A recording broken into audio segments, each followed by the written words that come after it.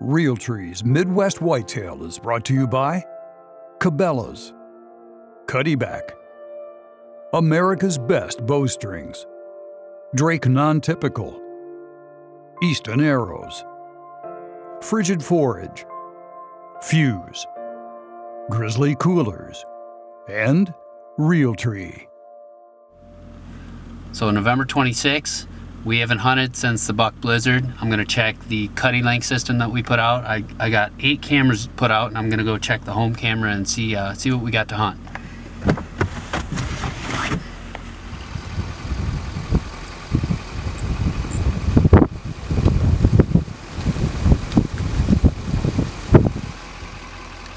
Let's see what we got.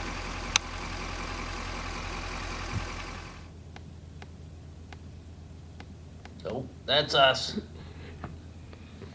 No new targets, but it is working. All the cameras went in there, and that was really easy. I just checked 7 cards with one pull. So 7 different cameras, 1 card, and we went through them in about 10 minutes. Really, really easy. Just think we're gonna go to another farm tonight.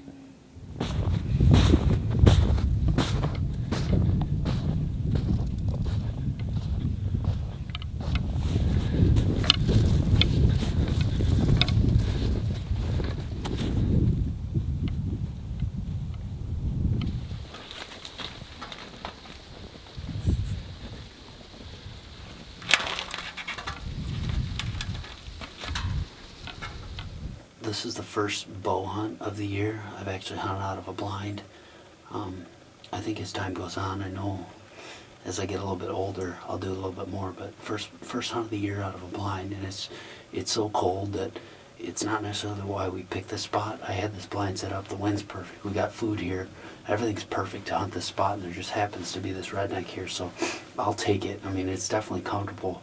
I was talking to Mitch earlier about when I started bow hunting 25 years ago, just how much has changed. I mean, nobody bow hunted out of a blind back then, maybe a pop-up ground blind, but a little change there. But 25 years ago, I'd go a week without even seeing a deer. And in Michigan, on November 15th, that's when gun season opened, I usually would hunt about the 15th, the 16th, and by the 16th, I wouldn't even hunt for the rest of the year. There was just, everything was either dead or you would go out and just see nothing. I'm definitely thankful, and we were talking about this over Thanksgiving, thankful that I can do this and see a lot more deer and have some deer to pass. And even now, 25 years later, I bet you I will eat some tag soup this year. And I'm totally fine with that. So I doubt I'll fill all my buck tags, and I'm okay with that. And if we can see some deer tonight, it's mission accomplished for me.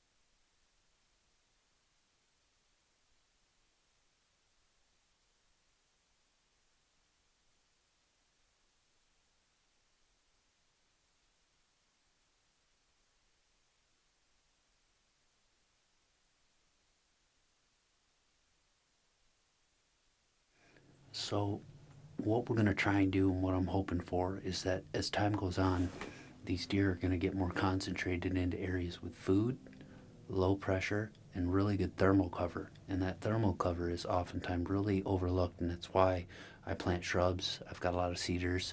I've got a lot of really thick stuff and all the timber stand improvement on my ground, and that's a freaking big buck.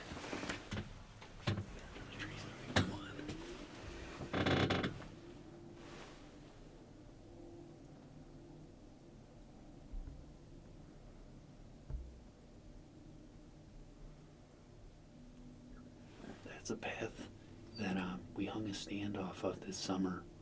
I put some food all the way up there, just broadcast some stuff. This is that 20-acre farm. And I know that deer, he's a really nice framed buck that I saw earlier. I think he's 4. So, you know, I've got a tag in my pocket right now. If he walks up right now, I'm not going to shoot him. I'd rather eat the tag. He's just, he's got a lot of potential, and he's made it this far, so just a cool buck.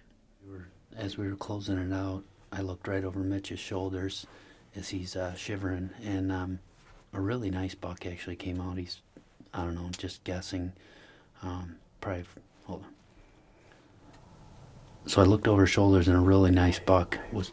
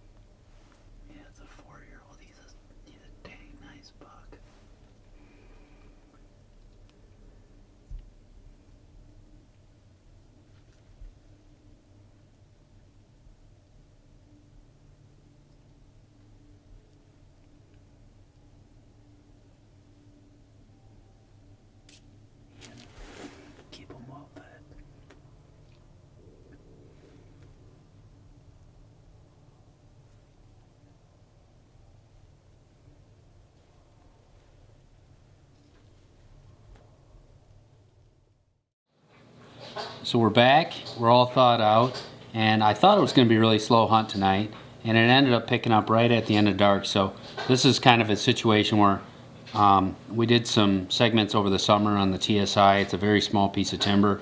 The property around it gets hit really, really hard for pressure. So kind of what I expected. The older deer moved right at dark, and they came to food.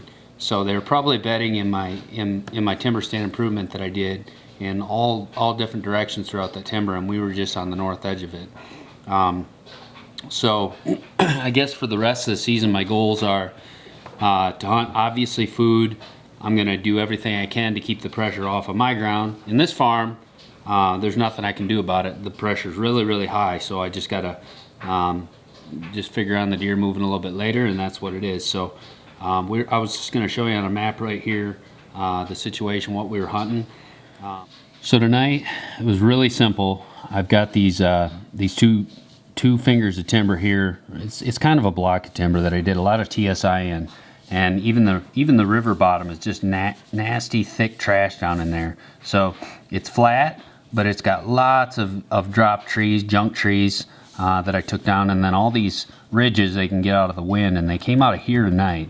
And that older buck, that 4-year-old, he came out of here, and we did a lot of segments in the summer where they came down this little path right here. So not a buck I wanted to shoot, but still a really nice buck and an older buck. He came out right at dark, and he was most likely bedded in my timber stand improvement here. So we parked the vehicle there, and it was just a really simple walk down a low spot, kind of in a little area where not a lot of the deer can see you. And we popped into this redneck that we have right there. And out of all my cornfield, I just left a little patch with the combine, just a patch just to feed the deers.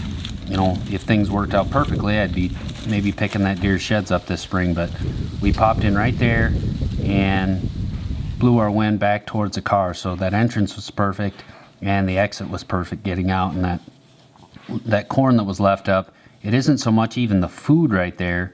I mean, there's a lot of food. We had a lot of corn fall down this year from the windstorms, but the fact that redneck is in the middle of standing corn, it just makes for a really nice screen to get out of. So I can walk down and I'm immediately in corn, and I can get below that corn and walk out without anything seeing me. And we just popped back to our car, thawed out, and got out of there. So the next few days we're just gonna be focused on food and thermal cover nearby. And it's basically a roll of the dice to see if maybe a new buck moved in and maybe we get lucky. After that, for the next couple weeks, it's just gonna be trying to identify some new bucks that moved in, and hopefully this whole story changes quite drastically in about 2 weeks from now.